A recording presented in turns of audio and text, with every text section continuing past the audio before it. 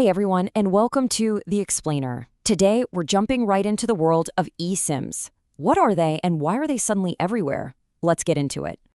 You know the feeling, right? You get home from an amazing trip, you're all relaxed, and then bam, you open your phone bill and the roaming charges are so high, it feels like you just paid for a whole other vacation. It is the absolute worst travel souvenir. Yeah, for as long as we've had cell phones, staying connected overseas has been a total pain. It's just this clunky, expensive process that feels like it's stuck in the past, especially when everything else in our lives is so seamless. And this slide just lays it all out perfectly, doesn't it? The old way on the left. Oh, the stress. Scrambling for Wi-Fi, trying to find a kiosk at the airport, messing around with those tiny little plastic SIM cards. But on the right, you have the new way. You're connected like the second the plane's wheels touch the ground. It is a total game changer. So what's the secret sauce here? What's the magic making all this possible? Well, it all comes down to a tiny piece of tech that's probably already sitting inside your phone right now, the eSIM. So the E in eSIM literally just stands for embedded. It's not a card you have to pop in and out. Think of it more like a permanent, rewritable chip that's part of your phone's circuit board. And that means you can download and switch mobile plans just using software. You know, this is the best way to think about it. We all stopped carrying around giant folders of CDs once we could just stream music from Spotify or Apple Music. The eSIM is doing the exact same thing for your phone's connection. It just completely removes that physical piece of plastic. And actually using it is ridiculously easy. Seriously, it's just 3 steps. You find a data plan you like online, they email you a QR code, you open your phone's camera and scan it, and that's it, done. You have a local data plan ready and waiting for the moment you land. No more lines at airport kiosks. But here's where it gets really interesting. This isn't just about making our lives easier or saving us from those crazy roaming fees. This is actually creating whole new business opportunities inside the travel industry itself. Think about it. Airlines, hotels, booking sites, they're all jumping on this. The minute you book a flight, they can offer you a data plan for your destination as a simple add-on. For them, it's amazing. A digital product with high profit margins and absolutely no physical stuff to manage. And for us, it's one less thing to worry about. It turns a major travel headache into just another seamless part of the trip. Okay, so it sounds perfect, but, rolling out any kind of global technology is never going to be completely smooth.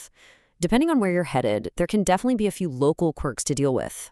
For instance, if you go to Turkey, certain local rules can actually block you from buying an eSIM from some of the big providers once you're already in the country. The workaround? Super simple. Just buy and install it before you get on the plane. Or take China, where the Great Firewall can block a ton of apps we use every day. To get around that, you just need to pick an eSIM provider that specifically routes your data around those blocks, basically giving you a clear shot to the open internet. And this is a really important point. This whole story, it's not really just about our phones. The true, massive, long-term impact of eSIMs is about connecting billions of other things. So right now, only about a third of all those Internet of Things devices out there, we're talking smart meters, shipping container trackers, connected cars, are actually using eSIMs.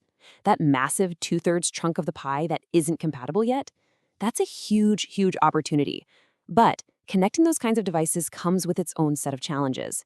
I mean, think about it. How are you supposed to update 1 million smart water meters spread across a country when none of them have a screen or a person standing there to scan a QR code? It's just not possible with the current tech. You need a whole new system, a new standard built just for machines to talk to each other.